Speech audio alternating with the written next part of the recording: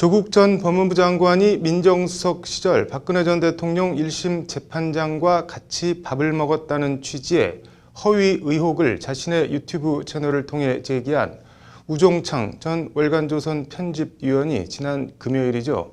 명예훼손 혐의 1심 결심 공판에서 징역 8개월 실형을 선고받고 법정에서 구속됐습니다. 마치 무슨 흑막이 있는 것처럼 조국 전 장관과 재판장이었던 김세윤 부장판사의 명예를 심각하게 훼손했다는 것이 재판부 판단입니다. 언론 혹은 언론을 빙자한 이른바 유튜버들의 악의적인 허위 왜곡 보도 어떻게 해야 할까요? 오늘 로투데이는 악의적 왜곡 보도에 대한 징벌적 손해배상 제도 얘기해 보겠습니다. 먼저 신세아 기자가 언론을 상대로 한 민사소송 현황이 어떻게 되는지 알아봤습니다. 우종창 씨는 지난 2018년 3월 유튜브 채널 우종창의 거짓과 진실에서 조국 전 민정수석이 2018년 1에서 2월경 청와대 인근 한식집에서 김세윤 부장판사를 만나 부적절한 식사를 했다고 주장했습니다. 김세윤 부장판사는 박근혜 전 대통령 1심 재판장으로 2018년 4월 박 전 대통령 1심 선고가 예정된 상황에서 선고 직전 조국 전 수석이 김세윤 부장판사를 만났다고 주장한 겁니다. 이에 조국 전 장관은 우종창 씨를 허위사실 적시에 의한 명예훼손 혐의로 고소했고 지난 17일 1심 결심 공판에서 재판부는 우 씨에게 징역 8개월을 선고하고 법정 구속했습니다.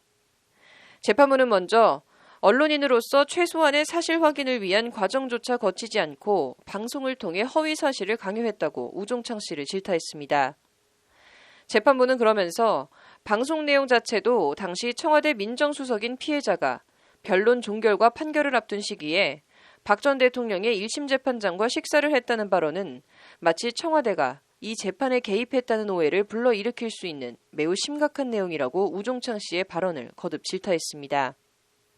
재판부는 이에 피고인이 아직 피해자로부터 용서받지 못한 점과 범행을 반성하지 않는 점 등을 참작해서 형을 정했다고 실형 선고 이유를 밝혔습니다. 재판부 선고를 들은 우종창 씨가 방금 하신 말씀이 어떤 의미인지 모르겠다고 하자 재판부는 법정에서 구속하겠다는 뜻이라고 설명했습니다. 이에 우종창 씨는 감수하겠다고 짧게 답했습니다.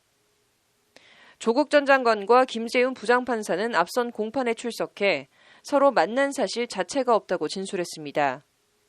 우종창 씨에 대한 실형 선고 사흘 뒤인 지난 20일, 그제 조국 전 장관은 페이스북에 자신과 가족에 대한 악의적 오보에 대해 대대적인 민형사 소송을 예고했습니다. 조 전 장관은 먼저 작년 하반기 저와 제 가족 관련해 엄청난 양의 허위과장 추측 보도가 있었지만 청문회 준비, 장관 업무 수행, 수사 대응 등으로 도저히 대응할 여력이 없었다고 적었습니다.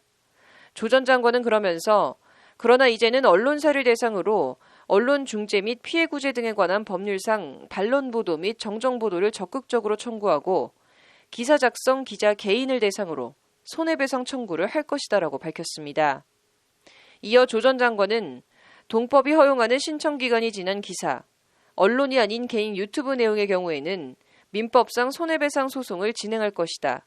그리고 불법성이 심각한 경우는 형사고소를 병행할 것이다라고 말했습니다. 명예훼손 형사고소와 함께 손해배상 소송을 내겠다는 뜻을 거듭 밝힌 건데 조 전 장관은 이상은 저와 제 가족의 명예를 지키기 위한 최소한의 방어 조치라며 시간이 걸리더라도 문제 기사를 하나하나 찾아 모두 조치할 것이라고 강조했습니다. 조 전 장관의 페이스북 글이 알려지자 인터넷에선 악의적으로 허위 왜곡 보도를 일삼은 하이에나 같은 것들에 반드시 본때를 보이시라는 응원과 본인 가족이 아니란 생각도 안 하고 적반하장에 오만부도하다는 비난이 양쪽에서 동시에 쏟아지고 있습니다. 그런데 언론 보도에 대한 민사소송 승소율은 얼마나 될까요? 언론중재위원회의 언론 판결 분석 보고서에 따르면 2009년에서 2018년까지 10년간 정정보도 청구 등 언론 관련 민사 1심 판결 중 원고 승소율은 49.31%로 절반밖에는 안 됐습니다. 그리고 상소심의 원심 판결 유지 비율은 88.37%로 거의 뒤집히지 않는 것으로 나타났습니다. 이는 결과적으로 오보임이 밝혀진다 하더라도 보도 당시에는 진실이라고 믿을 만한 상당성, 언론 보도가 공공의 이해에 관한 사항으로서 공익성 등 이른바 위법성 조각 사유에 따라 언론에 일종의 면책 특권을 주고 있기 때문입니다.